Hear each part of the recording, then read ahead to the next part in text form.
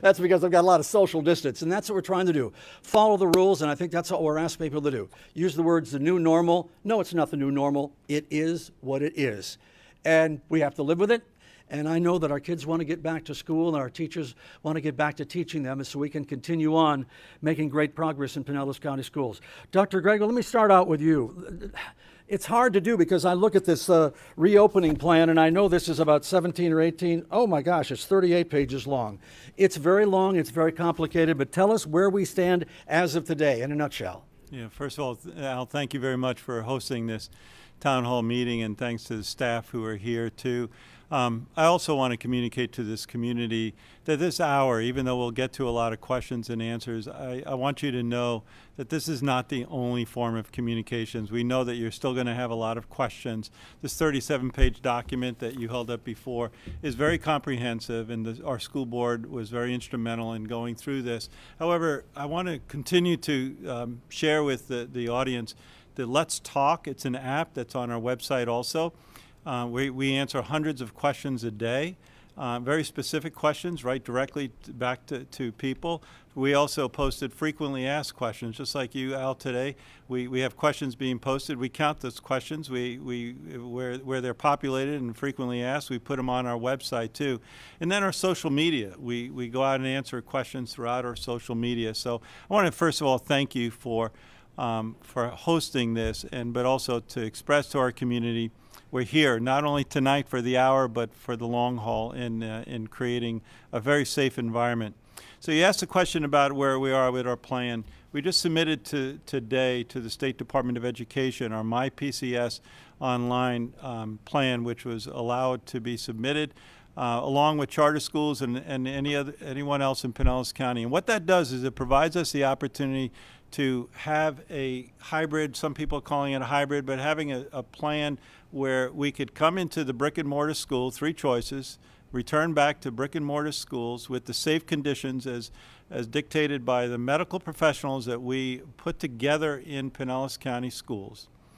We also have a second choice, of which is MyPCS online, which is a hybrid or a system that is not just a virtual education 24/7, but rather a very structured instructional program for our students, time periods and all, but they're at home. And then we have an option that people are familiar with for 10, 15, 20 years, and that's our Pinellas Virtual School. And so we're explaining that to our community, and that's one of the main purposes of being here this evening, Al. Okay, let's just start with a question that I asked. We know that there are 22 countries around the world that have decided to open up schooling. We also know that during the COVID crisis, as a journalist, it pains my heart because on any given day between 10 o'clock in the morning and 6 o'clock at night, the information is changing so rapidly. But how do we know it's safe? What criteria? And is there a pecking order? Does the governor say you go back to school? Does the education commissioner say it? Do you say it? Does the board say it? And again, how do we know we're safe? You mentioned a couple of things. That one is that this is an extremely fluid condition that we're in. COVID-19, let's go back to the middle of June. Let's go back to the end of May. Not that long ago, we were feeling very comfortable. We were opening up bars, we were doing a lot of things, and kind of opening up our shops, opening up a lot of aspects of our community. And with that, our medical team professionals that we've assembled from Johns Hopkins and also Baycare, they told us at that time, expect a spike in the middle of July. Well, guess what? With the opening of Florida, we saw that spike in the middle of July. Now it behooves us all to go back to wearing masks, which I will be doing right after I finish talking, but wearing masks and truly trying to take care of this community so that we can settle those numbers. So with that spike, we saw, and we're going to be recommending to the board to delay the opening of schools because the community wants and the health professionals would like to see a decrease back to kind of where we were in June. And so that delay of opening of schools, as you mentioned, this is a fluid thing. You know, 1 month, one way or the other, it could be a totally different picture. One of the things I would guard against is to make a decision so far out that the conditions could be very different. And we know one of the things we found out from our surveys, and we had over 43,000 surveys returned back to our school district, is that kids miss their schools, and kids miss their teachers, and teachers miss their kids. But we don't want to sacrifice the safety of our teachers and our students to get students back into school. So let's, it just crossed my mind, let's go this in these three criteria: the classroom, online, and virtual school. Start out with the classroom, and if you need to have some of your other people instruct us, what is the classroom setting going to look like for me and my kids? Right. Let me pass this on so I don't dominate the conversation, but I'll say that we've taken, our medical professionals, the doctors in this community have actually visited our classrooms, visited our schools, given us those CDC requirements. We have CDC requirements that are general in nature, Al. And so what we did was we operationalized those CDC requirements. And what does it mean in a band room? What does it mean in a PE field? What does it mean in a chorus room? What does it mean in a language arts room? What does it mean in our clinics? What does it mean in a traditional maybe math or science room in our science lab? And so we've operationalized these for our schools with our area superintendents and our principals. They're developing those procedures, operational procedures. What does it mean at lunchtime, which is always, what does it mean on the bus? Right. So these are the things that I'd like to maybe pass to some others so that we can have some discussions. Maybe Dr. Corbett could start us off. So why don't we start off with the typical classroom. We would certainly expect every student and the teacher to be wearing a mask. But what we've done is we've come up with these sample layouts where there's usually in a classroom a teaching wall that the teacher uses, has the whiteboard on it and has posters and things that they use. And so that teaching wall would take up a foot or two, and then there'd be a 6-foot buffer between the teacher and the students, and that provides the social distance for the teacher. The rest of the classroom, we've cleared all of the furniture out of it, and then we've divided it into however many spaces we need for students. So if there's 18 students in the classroom, we spread the desks out and we use as much as the space as possible to provide as much social distancing. When we have students where it's a classroom with 18 students, we're able to get approximately 6 feet between every desk. When we have classrooms that have a little bit more, it reduces as much as or as little as 4.5 to 5 feet for the social distancing. But we require the students to wear the mask the whole time and the teacher to wear the mask the whole time. And now, by clearing out some of these other areas and things that are, then it makes the cleaning process easier. How often will those rooms be cleaned? the rooms will be cleaned every night by the plant operations staff, where they will be completely sanitized, and all of the surfaces will be wiped down and sanitized and disinfected. The light switches, the floors will be cleaned, all of the flat surfaces and surfaces the student uses. And so we're talking about what age? Everybody wears masks starting at first grade, second grade, what? We'd like everybody to wear masks, but we understand that especially in pre-K and kindergarten, it's probably going to be difficult. We have seen some children that can wear them in some of our summer camps, and so we're going to ask them to wear them. We will provide them. We know that in some cases, those students won't be able to do it, especially the really little ones. In those cases, we're going to ask the teachers to also wear a face shield just to help protect the teacher. Mm-hmm. Are the teachers comfortable with this? And I only step back because I'm a news guy, I'm a visual guy, and I don't like to repeat some of the things that I saw on some of the billboards that were outside the school district last week. But when you have a statement, and I don't know if this was the exact words, and I'm not trying to be a hyperbolist, but things like, my classroom is now my coffin. I mean, when I see a sign like that, and what's going to happen if the lawsuit that the union is proposing, I don't know whether they filed it or not, or whether they just threatened, what if that goes through? What if the Constitution says that a safe learning environment doesn't include masks, it doesn't include COVID-19? What then? We'll start all over again, right? We'll deal with whatever's, just like we've been doing all summer long. Things change, and as things change, we change with it. But to answer your question about teachers being comfortable, we have a wide range of comfort levels on our teaching staff, just like we have a wide range in our community of how people are comfortable going to certain venues or going to Publix or going to the beach. We are working with our teachers union to work through all of the details about what it will look like, and we're getting close on coming to agreement on what those things will look like. Okay, let's go to one of the questions. This will be question number 4 on the sheet, talking about the MYPCS online. And I'm just switching this up a little bit because I'm trying to get the 3 options that people are going to be looking at. So this would be the MYPCS online being different from virtual learning. We did last spring. Will it be different than what we saw last spring? Yeah, good question, Al.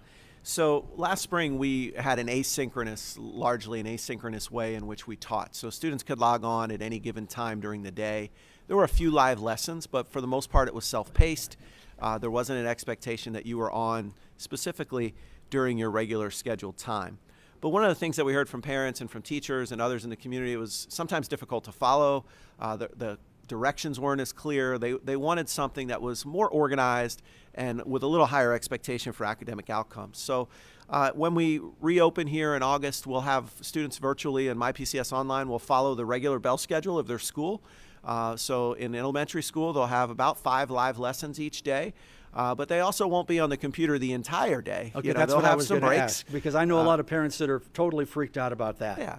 So think about a middle school where you have 7 periods. Yes, you'll see all 7 teachers today, but your live lesson may only be 5 minutes, and you may spend the rest of the period, the next 40 minutes, working independently, working with some peers online. So just like you would in a regular class, sometimes there's more direct instruction, sometimes there's a little less, but it'll be a level of higher expectations and higher support, much more organized, a lot more resources, and everything will be in one place so that you're not having to search for it over here and over there, but you'll see a lot more uniformity and more support for student outcomes. Now, I'm sure you have thought this, so when I ask this question, please understand this. Mom's got 2 kids. She's got a 1st grader and a 4th grader. Is mom going to have to be the one that's going to be running back and forth to make sure the 1st graders and the 4th graders' computer time? I mean, is now mom or dad or whoever, or grandparents, whoever's at home, are they now the teacher's aide? They're not. Actually, that was one of the things that in the spring was tough for parents because they felt that way. We don't expect to see that in this fall, and there's a couple reasons for it. Number one is we'll make sure every student has their own device. Number two, we've learned some lessons from that. So one of the lessons is make sure your children have headphones so that they are not distracting their sibling or you if you're working from home, to make sure you don't have that same problem. There's a couple of other built-in features. We'll have recorded lessons as well. So if you need to watch something later, the parent wants to help, but they can't help right now, they can help them later and see those recorded lessons and see the lesson that's available online. Now let's follow up this with another question. This is number 5 on our list. How do district application programs, magnet programs, work in MyPCS Online? And I have a second question to follow up on that about holding their position in a traditional class, etc. So let's start out with the first part, with the application and magnets working in MyPCS Online. Well, they kind of go together, Al. So first of all, if you're in a magnet, you're in a specialized career academy, you stay in that even if you choose MyPCS Online. So you do stay? You do stay. So fundamental, magnet, career academy, all of those, you'll stay in there. And to the very best of our ability, you'll get those classes at home. Now, some of them, an automotive class at home is going to be different than being in the automotive shop. We recognize that. But to the best of the ability, we're going to try to create that for you. It may be that you're live streamed into the classroom. So the teacher may be there. Let's say you're at the Pinellas County Center for the Arts at Gibbs High School, and the teacher's going over a theatrical performance. You may be live streamed into that classroom to see it, and then you're going to do your practice at home and perhaps demonstrate it online for your teacher. So depending on the class and the specific subject, that will be different. But if you're in a fundamental school, you're in a regular gifted center magnet, you're still going to get those same services at home. Will you lose your place in that magnet program if you decide, I want to try online first? No. The only way you lose your seat is if you go to full-time Pinellas Virtual. So Pinellas Virtual is its own school. So you move and you go to Pinellas Virtual School. But if you stay in MyPCS Online or you're obviously enrolled in the traditional school, you keep your seat. In terms of how to build a more robust instructional program online. The parents asked for a more highly structured program. They wanted the bells to ring, so to speak. They wanted the increased interaction with the teachers, and they love their neighborhood schools, and they wanted to remain a part of their neighborhood schools. So when we set out to develop the MyPCS Online, we said, let's make sure that student still remains in that seat. The ability to provide this MyPCS Online was part of the state's allowance in the innovative options that the commissioner and the governor gave to each and every school district. And so we're pleased with that, because at this time the district receives full funding for that online MyPCS Online, where in the past if you went to a strict virtual school, that funding is very different and it's reduced. But we're still providing the same level of services. We're attempting to do that. So we were keeping that seat for the student. We also said to the MyPCS Online, look, try it for 9 weeks. This has to be an option, not of convenience. This week, I'd like for you to go into school. Next week, I'd like for you to be home. But rather, 9 weeks. Some districts are having parents commit to a full semester. We feel like a quarter is fine. If at the end of 9 weeks, this isn't for me, I'd rather go back to brick and mortar. We have your seat right there. If at the end of 9 weeks this is working fine, and the fluid nature of the COVID-19, choose to go another 9 weeks. And so we feel like that's a real plus with the options that we're providing parents. Now, I know that you folks are numbers people. So when you came up with 18 in a classroom, when you put out your little board and you said, well, we think that 64% of the people will choose the classroom option, we think about 28% will choose the online option, and we think another 28% or so will choose the virtual school. How did you come up with those numbers, or are those kind of good guesses? They're good. Yeah, we're using the standard class sizes that we've used for the last 5 years, where it's 18 in grades K through 3, 22 in grades 4 through 8, and then 25 in high school. And we will be targeting the same numbers whether you're on PCS Online or in a traditional brick and mortar class. And then we just use class size average to try, because there'll be some ups and downs in there, but that's the average we're going for. But what we don't know, Al, if I could add, is what percentage of the parents and students are going to choose one of those three options. Yeah. One of the reasons why we delayed the beginning of school is actually for that, one of those, because say 40%, and I'm guessing 40% of the students and parents choose MyPCS Online, and 60% choose the brick and mortar school, and what a smaller percentage with the virtual school. What we're doing is then we have to develop that schedule for those students. And so that's what's going to take about 2 weeks or so, so that we have everything organized.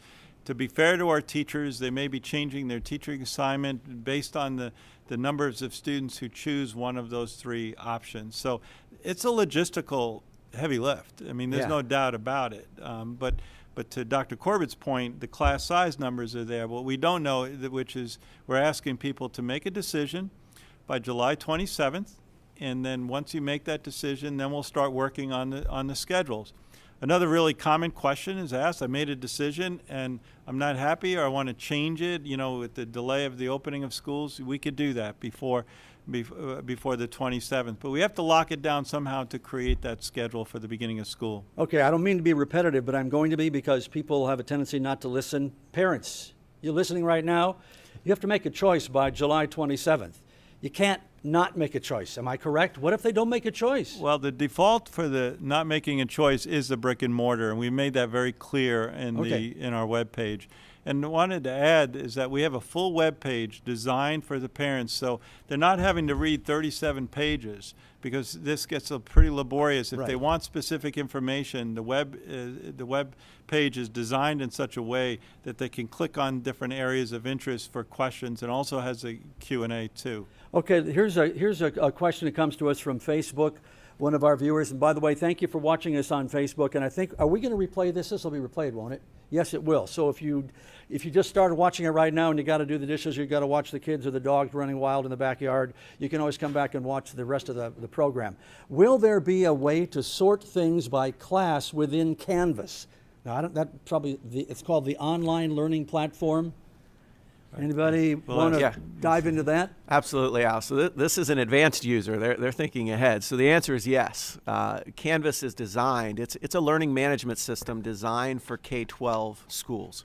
So unlike Microsoft Teams and other ways that we used in the spring, it is specifically designed. So when a teacher or student logs on, there are my 4 or 5 or 6 classes. I click right on it. Up comes exactly what I see.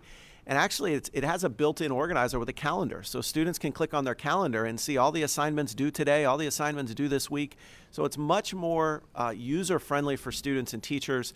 And we're starting training for our teachers, those who are listening, next week. And we look forward to a really successful implementation for MyPCS Online. Okay, so here's another question. This one is number 6 on our list. What AP and elective courses are available through MyPCS Online? So in general, all of the classes that are in the current schools will be available in MyPCS online. So advanced placement classes, dual enrollment classes, specific electives. Again, how they are delivered and might there be some live streaming and will there be a breakage in terms of how many students take one but not the other? There will be, and that's part of the delay that Dr. Grego talked about as we rebuild master schedules. But we anticipate all the same courses that were available when you registered in the spring will be offered in MyPCS online. Okay, here's another question. This one happens to be number 9 on our list. And by the way, we came up with a list of about 50 or 60 questions, and we're trying to hone in on some of the expertise of the other panel members that have joined us. There was a lot of talk last spring about learning loss and the COVID slide. What is the district doing to address this, especially for students needing the most support? Yeah, that is a question that I probably hear in my sleep a lot in terms of parents wanting to know about the educational slide, the learning loss. That is something that is not new here in Pinellas. Each summer, we experience some students that go through the learning loss because they don't go to summer bridge. What we do is at beginning of the school year, we have a diagnostic assessment. We develop an action plan for those students. We implement it, we monitor it, we modify it, and we reassess it again. Mm-hmm. So each child will be given a diagnostic test to determine if they experience a loss or if they're at the same level prior to the pandemic. So this is not something that's new. We are prepared to address the needs of each and every child, take them where they are, and take them where they need to be. You know, we've never done this before, have we? I mean, we have in the short term, obviously, during the summer, but we've never had anything that put the brakes on. I mean, the teachers didn't even have time to say, okay, we might not be in school for the next 3 months, so for the next couple of days, let's kind of prepare ourselves for that. I mean, we didn't even have that time. Yes. But at the same time, we did implement some form of virtual learning. And it's deficit thinking if you think that every child experienced a loss. That is not the case. Mm-hmm. That's why we have to assess each individual child to determine where they are and make sure we plan correctly and implement the right strategy and academic program to make sure we get them back to where they are, if not further and higher. Okay, great. Here's another question. I'm not sure if we asked this earlier, but I'll ask it again. This is from Facebook. How do the learning options work for children with IEPs? So those are students with disabilities, and they're maybe students with 504 plans and others. They all have the same 3 options, and we provide the services on their IEP, their individualized education plan, whether they're in face-to-face school or they're in one of the virtual options. Okay, that was simple. Some of these are going to be repetitive, but I'm going to go ahead and say them anyway. Number 10, do students who choose traditional face-to-face learning have the option to switch to online learning if they feel the need to? Now, we're talking about, you're looking for a 9-week commitment. Let's say they get 3 or 4 weeks in. And this can happen with kids. It happens in college when all of us come in for the 4-year plan and we end up spending 6 years wondering what we did with our lives. One of the things we want to do, as I mentioned before, the PCS Online, MyPCS Online, it cannot be viewed as a convenience option. And so if somebody is really not working out well, we're going to treat it like a schedule change, Al. We're going to see where we can move and what's the appropriate time to move. If somebody's truly not succeeding, failing, it's just not hitting it, we certainly don't want that student and the parent to be miserable on that. So we're going to treat it like, just like you said, there's schedule changes, there's opportunities to do that. We just don't want it to be a flipping back and forth. It's unfair to the teacher, it's unfair to the student and to the system that we're trying to put in place. Mrs. Cook, you were a teacher at one time. You worked in the classroom. Is this going to require a lot of extra hard work from teachers? I mean, teachers are the hardest working people in the world, and I say that because I've got some family that was involved in the practice as well. Right. So how much extra work is it going to be for them? And I want to know, honestly, what percentage of teachers do you think are really on board with this? I don't know how many are on board with this, and that's something we'll find out after we find out how many students are going to take whichever type of learning, whether it's going to be brick and mortar, the traditional type, or whether it's going to be online. And maybe Paula Texel, who does our HR, has a little better handle on how many teachers would be coming back. But to go to your question about, is this going to be a lot more work? It is going to be different work. And there's going to be a steep learning curve in the very beginning on the part of teachers. So it's going to take more time, more energy, and more creativity. Once they get into the groove of that, then I think it will end up being the same amount of lots of work and hard work as they go along. But at the very beginning, it's how do I use Canvas? How do I make sure everything is going on? When do I finally feel comfortable with what we're doing?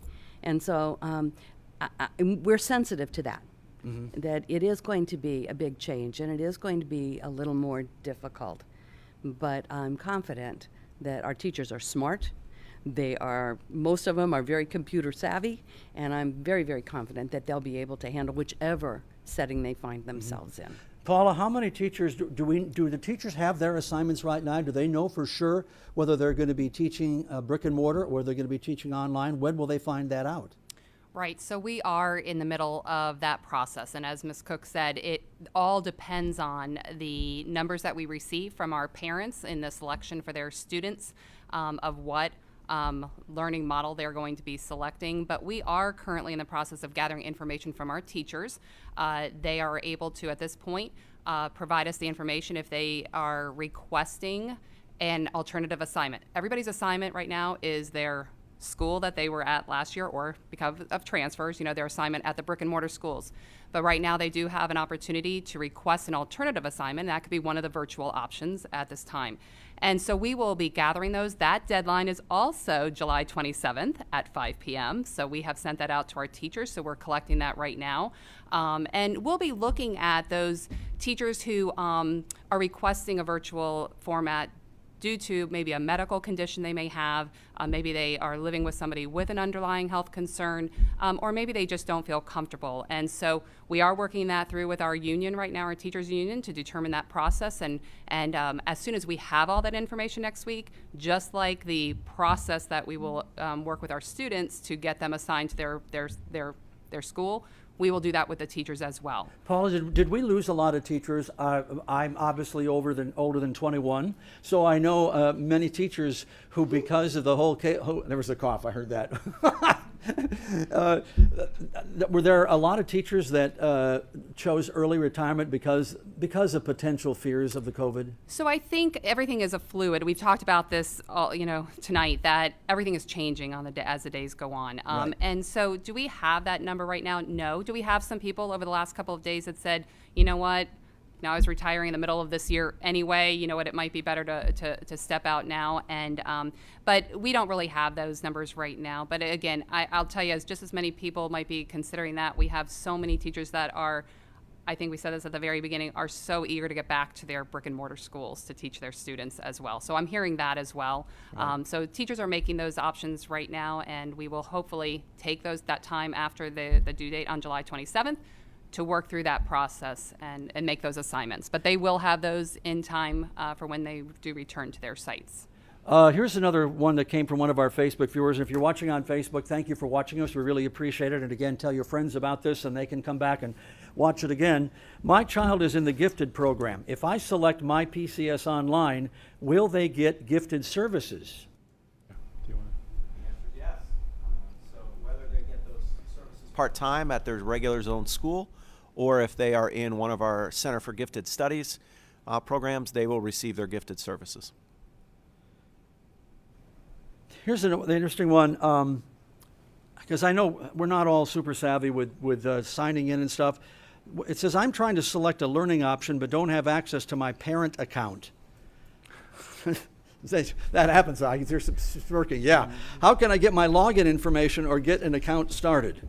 So the easiest way would be for that parent to call their school, and the people at their school can help them get that. If they're not able to get someone to answer the phone, they can also go to our website and use the Let's Talk feature and just ask the question very simply, say, I'm a parent, here's my name, can someone call me and help me? And we will get someone to call them and help them get it set up. Okay. Here's another one from Facebook. Will MYPCS online have video/cameras on? ? That feature was not available in the spring. Yes, they will. So both the teachers will have them on permanently, and then the students can opt to have them on or not have them on. There are some families who are very comfortable. There are other families who say, I don't want the camera on in my home, and that's fine too. But teachers will have them on full time. It's up to the family at home if they want their camera on. Now, walk me through this if you would. So you gave computers to every student, or they would have access to it. Do they all have Wi-Fi? Is Wi-Fi free for them, or how do they get on Wi-Fi?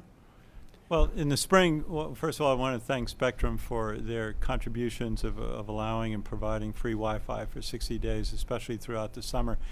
But we also had tremendous contributions throughout this community to provide well over 1,000 hotspots for students who didn't have Wi-Fi connectivity. We are in the midst of, and thanks to our board's approval, of purchasing over 42,000 laptop computers, not only for the COVID-19 situation that we're faced with, but also to move this district into a one-to-one device. Because we see the tremendous growth and the opportunity, Al, to grow this district technologically and provide and eliminate the digital divide that exists. And so by providing laptops for every student with cameras, with speakers, we can expand that learning time from here on out. So once COVID-19 subsides, we solve this issue, we're still going to be a district that continues to expand the instructional program. So I want to thank the community. I want to thank the business community, our Pinellas Education Foundation, for stepping up and to truly find resources so that everyone is being treated equitably and is provided internet connectivity.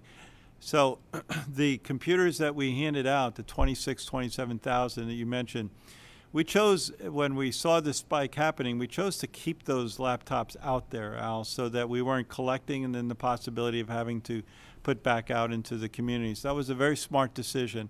So those students have those. Once we open school and we start to find the decisions that people are making, we will take the new computers that we have and certainly swap out and ensure that every student is adequately supplied with the right device, depending upon not only their choice, but moving this district forward to a one-to-one device. And do teachers and administrators have leeway? I mean, the reality of it is it's a device.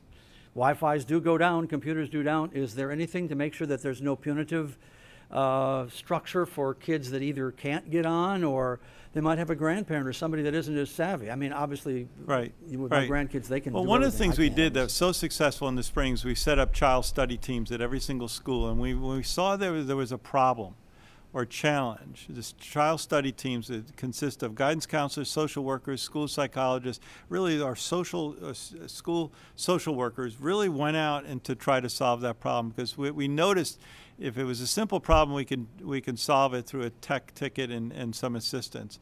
And then another thing we did was we set up these tech spots, the 5 locations, regions, that if students were having problems with the device, they could bring their device to one of these 5 locations we place throughout our district, and we can get it fixed. If we couldn't fix it, we'd give them a different device.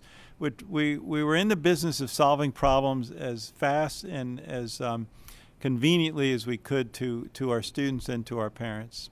Here's a Anybody want to question for- add anything to that? No, I think you covered it. Okay, thank you. Here's a question for Sarah O'Toole.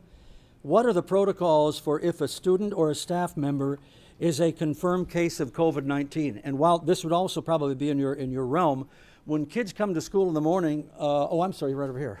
When kids come to school in the morning, temperature, anything? What? So I'll address the second question first about taking of temperatures. We are not going to be taking everybody's temperature every single day when they come into school. The feasibility of that is really difficult in a district of our size. And we heard roundly from our medical advisory group that we worked with that temperatures are easy to mask. Fevers in children have a variety of reasons, and children with COVID-19 who are positive for COVID-19, there's a fever present in only about 40% of the cases. Okay. And so it's not really a reliable data point to use. So instead, we are asking our families to, our families will be receiving information from the district with the opening of school paperwork. That would be a form with the symptoms to look for and to monitor their own students, because parents really know their students best. They know what symptoms might be related to previously diagnosed chronic conditions that their student might have. The parents know when things change with their students, when something is concerning.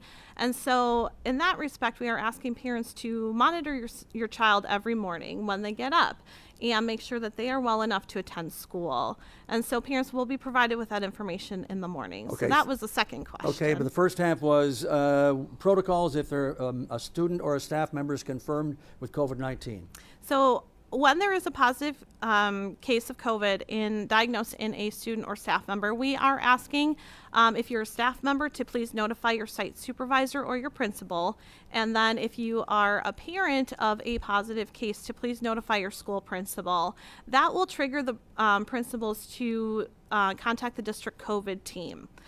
We have a COVID team set up of some HR support and registered nursing support, and they will really be liaising with the Department of Health. We collaborate jointly with our Department of Health in Pinellas County on all positive cases. We will contact them to confirm details. We will provide them with information, more specific information, so that they can make good decisions. The natural question, Al, that we've been getting a lot of, or seeing a lot of, is what will happen? Will my child have to quarantine if there's a positive case in the classroom?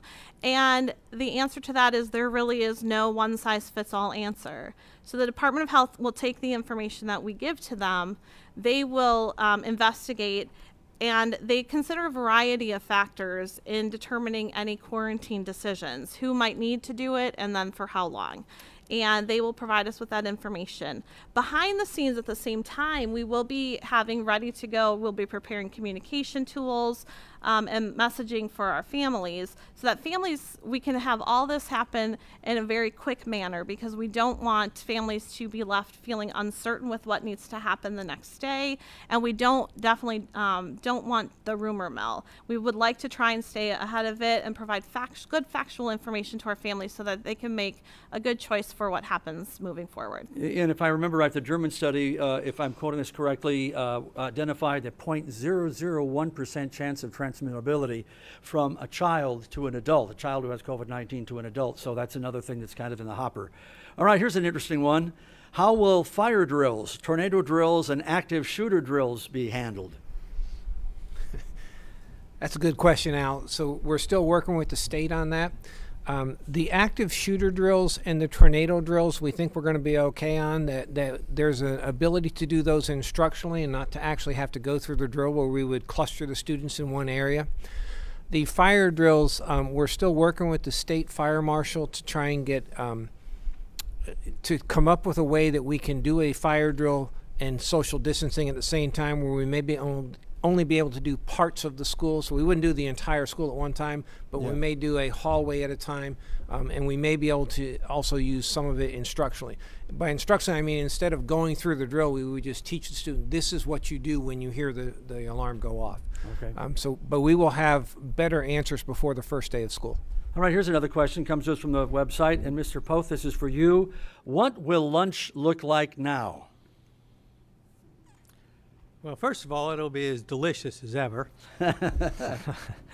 But I think you'll see some different things. First of all, obviously it's a school, so the key thing is social distancing.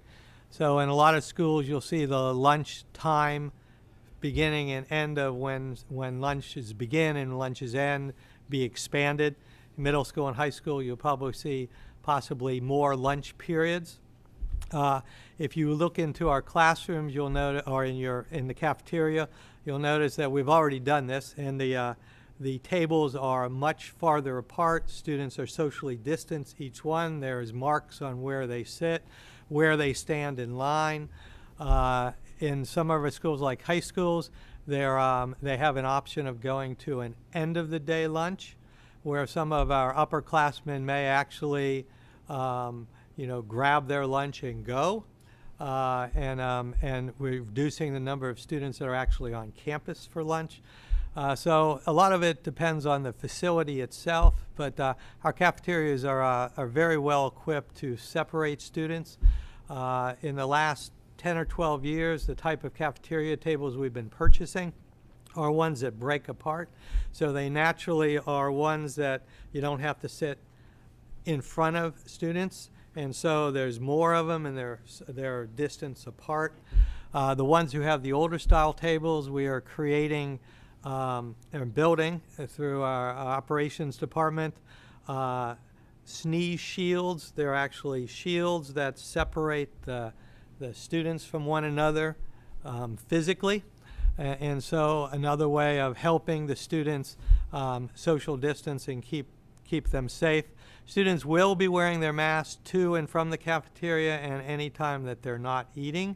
And so that's as long as well as obviously in other places of the school. So those are just some of the So things we're what doing. about, this is another question, what about arrivals and dismissals? Will that change in order, keep students from gathering in groups? I'm hoping somebody has cameras on this, because keeping teenagers apart, I mean, I don't know how that's, I know we said we have to, but come on, how's that going to look? I mean, really? It's going to look different, especially in our senior high schools and middle schools. But the arrival is a little easier for schools. Although all schools are putting a comprehensive plan together for arrival and dismissal, they're working with their individual area superintendents to get feedback and input on that, and come to a plan that fits the needs of their school. But arrival, students usually stagger on campus. Most schools are having grab-and-go breakfasts, so students that come on campus can grab their breakfast and then head straight to class. We know that the best place we have in schools to keep kids socially distanced is actually in their classrooms. Okay. And so in the mornings as they come on, they'll get what they need, and they'll head to the classrooms and be supervised there. Sometimes it will be by the classroom teachers or others within the school. So that's one way of just keeping them separate. The old style of having the students wait outside the gates and congregate in 50 or 100 students, you'll see that there'll be multiple entrances coming in, supervised by adults, so students can come on campus as soon as they get off the bus or get out of their car or put their bike in the bike compound and then head into the facility. Will there be, pardon the expression, social distance policing in the schools, and who does that, and how is it done? Well, it'll be the adults will highly encourage and break students up that are congregating. You're right. I had teenagers too, and they're going to Wow. they're going to connect with each other, and so one of the things that the adults will do is continue to encourage, to educate, to keep them as separated as possible, to provide patterns within the school, signage, walkways going one direction, hallways that are going one direction, to try and keep the flow going, same as we would in between classes. Okay. Interesting. And if you're just joining us on Facebook now, we've been talking about some dates, and one of the things I'm just going to remind you that if you're a parent right now, July 27th is the day that you have to decide by that date whether one of the three options that we've been talking about here, whether you're going to go back to class or whether you're going to do offline or whether you're going to do the Florida virtual school. You have to make a choice, because if you don't make a choice, it's going to be assumed that you're going to go to the brick and mortar store. This question came in again, our official start date for teachers and students. Dr. Greger, just remind us again, official start date for both teachers and students. We are proposing next Tuesday, and my anticipation is hopefully the board will approve, but we're proposing to the board that we move the start date to August 24th. It's a Monday, and for students, and that the teachers' official start time will be then August 13th. It's a Thursday. We'll maintain the 7 days of pre-planning. Our school district has a few more days than many other districts of pre-planning. We will definitely need them this year, and certainly others. So Being a gambling guy, 90% chance you're going to get that date, 100% chance, you think? Carol, you're on the school board. I mean, yes? I'm pretty sure it'll go through. Yeah. We've heard so much from the parents asking for us to look at the date and move it back. Plus, that's what's happening in all of the Tampa Bay area. Schools are moving it back. And so I think if we're going to look at potentially even having the option of the numbers leveling out or dropping, those extra couple of weeks would help. Now, that's my personal opinion. Right. Haven't had, we don't have a chance to talk with the board unless it's at the board meeting. But I suspect that we will move forward with the 24th. Another question, will students be able to use lockers, and what about clubs and extracurricular activities? Well, we haven't even touched on that yet, so who wants to talk about that? Okay, Mr. Pope. I'll start with lockers. No, lockers, we're not going to permit lockers to be assigned at the beginning of the school year until obviously this pandemic ceases. We will be encouraging we are requiring schools to allow students, because some have policies with backpacks, to make sure students are allowed backpacks to not only transport their educational materials, but also their personal safety equipment that they may have with them. And you want those to still be see-through, right? No. They don't have to be? They don't have to be see-through, no. Okay. No. They didn't have to be. And Here's another question. and clubs? Extracurricular activities in clubs, yeah. Extracurricular activities. Yeah, we know that clubs are a very important part of the students' education in a school, especially in the secondary schools, but also in the elementary schools with your science clubs and so forth. So we are going to, clubs are going to continue. When at all possible, they will be done virtually at the beginning of the school year for the first 9 weeks, and then we'll revisit that. But clubs will continue. Extracurricular activities, it all depends on what they are. Obviously, a homecoming dance when you have 2,000 students, dancing in a gymnasium is not going to occur. But there are extracurricular activities that, and working with their area superintendent to see what the feasibility of them occurring would be. Well, not having a school dance would have worked really good for me because I had 3 left feet when I was in high school. So, but some of those things are, and let me toss this question out. We've talked about what students are going to have to do, what choices the parents have to make, and I'm wondering about this. 5 years from now, are we looking at the psychological effect of what this does to our kids? You can't hug anymore. You can't do the things that all of us have come to know. I'm a hugger, so for me it's just kind of been like, hey, and that especially with little kids, that they still need that affection, which we know that they're getting at home. But is anybody looking out for the psychological impact of what this is meaning to these students and the teachers? Yeah, we all are, and I think one of the common themes you're hearing amongst the panel members here is that for the first 9 weeks, for the first few weeks, for the first several weeks, we met, and we are continuing to meet regularly, Al, with our medical professionals. We're just putting things in place, hopefully not forever, for sure, but certainly to try to help mitigate this spike. And let's be honest, this spike happened when school wasn't in session. And so the reality of what we are dealing with today, whether they be lockers or clubs or athletics or whatever, this is something that we as a community, beyond the school district, but we as a community need to start doing. If everyone in this community put face masks and social distance for several weeks, we would be able to squelch the numbers. That's been said time and time again, right. Yet I don't see it happening. So the conversations that we're having here are simply those conversations we continue to need to have in this community. We're not conducting schools right now, yet the numbers are not where we want it to be. We as a district were able to secure and to have graduations with families and seniors this year. We graduated 16 traditional high schools plus our EAS programs, alternative programs, and you could see a lot of joy in the eyes. We're trying to learn how to live with this virus. We're trying to figure out how to not cancel everything, but rather keep the mental state. And I can't tell you the hundreds and hundreds of parents that spoke to me while they were waiting to walk up to the stage with their graduate to say thank you. Thanks for going the extra hundreds of hours of work to allow our students just a little brief time with their family to have this ceremony, to graduate. And I also want to say our students are smart. I want to give them credit because those students all wore a face mask. They took it off for a split second to take a picture, and guess what they did after that? They put it right back on, and so did their families. We had no problems with over 7,000 students. Students get this. Students understand that if we want to squelch these numbers and we want to be smart about a community, what we have to do it. And let's do it and get it done with.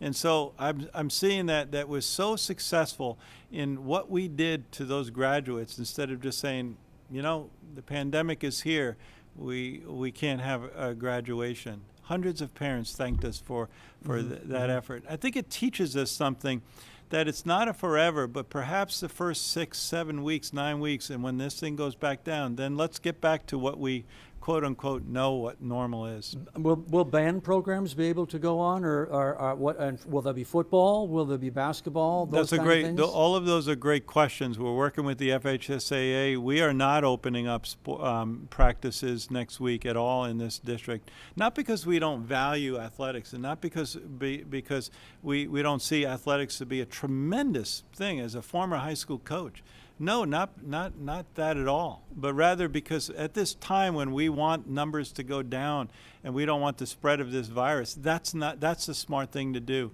I can't emphasize enough that we have to lead with science and lead with the medical advice. This is a medical pandemic. It's not an educational one. It's nothing else. It's a medical pandemic, and we need to listen to the medical experts in what we could do to bring those numbers down. So if we have to hold off and reduce the number of football games in a season, guess what? So's the NFL, and so's Major League Baseball. They took a 162-game season, and they're bringing it down to 60. Why?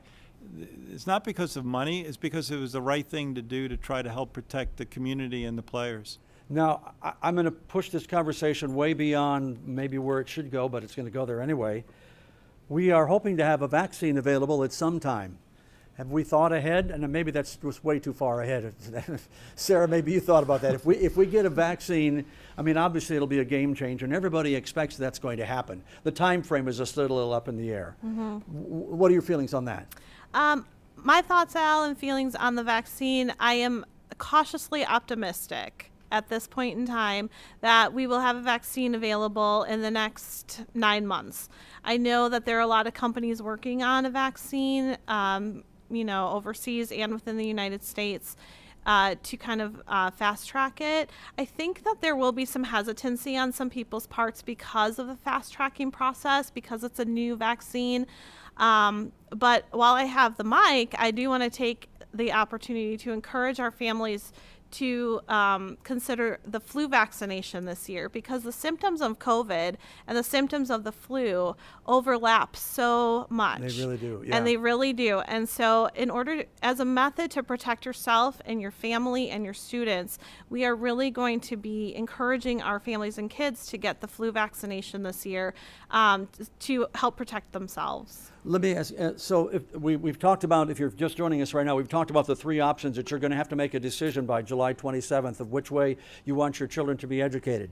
We didn't talk about the virtual learning period by itself, but what if parents say, I'm just opting out this year, period. I'm just going to homeschool. I'm going to do my own thing. What do those parents do? What happens to their status within the school district? Do they have to tell anybody if they're going to homeschool? What? Because I know there are a lot of homeschool groups in this area. Yeah, so of course homeschool is an option, but you can't just opt out and not do anything. I mean, the statute still applies that if you're, under the age of 16, you must be in school and you must have compulsory attendance. So one of those options has to be done. And if homeschool is an option that you think is appropriate, you can contact the school district and we can connect you with our homeschool office and walk you through that process. Okay, and let's go back to those 3 choices again, because I want to make sure the parents really understand that they do have to make these choices. How do they make their choice? Is this strictly you go to the web? Do you have to have your parent portal number? What? Somebody walk me through it. Yeah, so you need to go to the student reservation system, which you can find on our website, and choose one of the 3 options. If you need help finding your username and password, we have information on our website about how you can reset your password. Our student assignment office to call, or as Dr. Corbett mentioned earlier, you can certainly call your school to get help. We really would prefer, Al, that parents do actively go in and make a choice. Yes, the default choice is the traditional face-to-face brick and mortar, but we really do want parents to go in and do that. So they have till July 27th at 5 o'clock. It's going to give their school principal the best information if they go in and actively make a choice. Mm-hmm. How many calls are you getting a day? I'm just curious. We know that people are watching the Facebook, and we know that thousands of people will respond, and you're hearing all these conversations. But are they responding? Yes, they are. And again, I want to reiterate the Let's Talk is a very powerful means of electronic communications. And social media today, Al, is more popular than telephone calls and other things, because you can get a more rapid answer. But certainly my office is receiving calls too. So any and all of the above. And we're here to answer those. Okay, because we're coming down to the last couple of minutes of our program, but I wanted to, is there any questions that any of you and your specialties that we should have discussed that we didn't? And before we get into the wrap up, I want to make sure that everybody had a chance to chime in. Sarah, you want to say something else? I do, Al. I just want to speak really quickly to the mental health and wellness of our students. Yes. So as a school district, we have student services staff, which are school psychologists, school social workers, school counselors, and school nurses who are ready. We have been providing services to our students even in the spring when we were virtual, and we will continue to do that for the mental health and wellness of our kids. We recognize that some of our families may have been very touched by COVID-19 in many ways, and we're ready to welcome them back no matter their educational opportunity and support their mental health and wellness. I know it was touched on a little bit before, but I really wanted to speak to that again because that has been a question that our parents have had. Now, what about, there was a question here I want to make, what are the learning options for VPK and pre-kindergarten? Because I know some of those programs, the daycare centers have just kept on running. They're considered to be an essential service. Yeah, Al, we've had summer VPK going this summer as well, and as an option for families. But VPK will be face-to-face. There is not an option for a virtual VPK. VPK operates outside the K-12 system. It's operated by the Office of Early Learning, and they want that to be face-to-face. So VPK, the only choice for parents, both in our school district and with private providers, is face-to-face.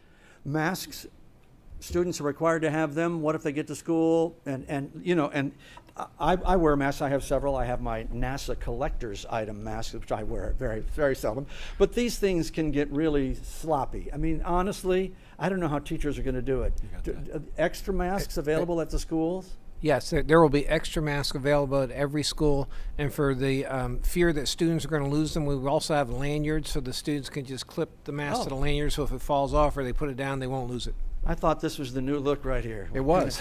And if you have two of them, it really balances out. As a district, we ordered 500,000 masks with 3 different sizes. We'll be providing students free of charge 5 masks apiece. They're washable.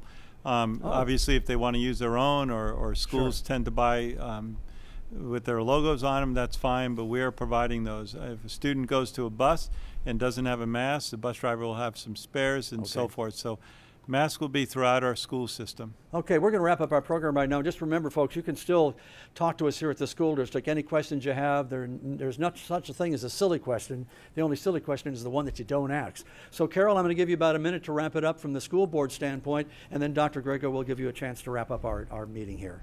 Go ahead, Carol. Good. Thank you, Al. Thank you to the parents and the community members as well as the teachers that are taking the time to watch this today. We really appreciate the fact that you're getting engaged in your students' education and you're getting engaged early. This is a different time, and we have received hundreds of emails. We're doing our best as board members to get back in touch with every person that is sent in. But whether you have heard from us or not, we are reading, we are hearing, we are listening. And I want to commend the staff for the job that they have done. We are so blessed in Pinellas County to have the staff members and the leadership through Dr. Grego that we have. I'm very confident in the plan that they're putting forward.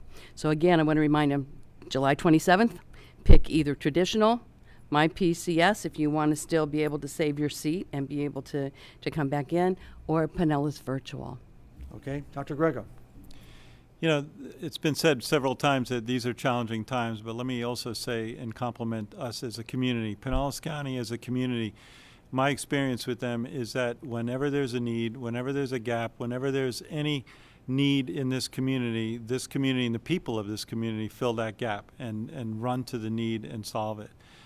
This is no different. It's not only a pandemic for school districts. I know a lot of attention here.